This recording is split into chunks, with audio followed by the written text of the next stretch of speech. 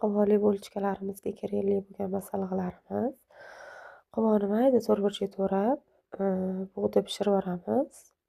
Keyin yaxshilab ezib, tuxum, shakar, dro'jji, yog' solib, yumshoq xamir qilamiz.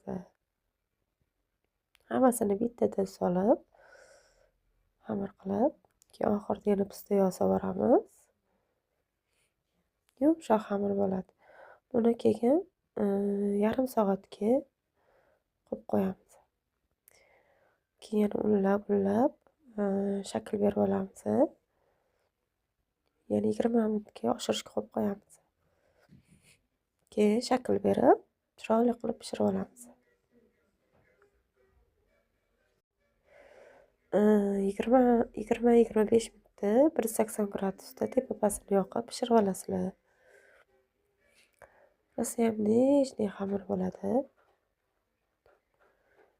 Ham foydali, ham bolajonlarimiz ham mazza qilib yeydigan. Yoshi qari tanlamaydi, rosa mazali narsa. Yeb ko'rganlar biladi. Yoqimli ishtaha.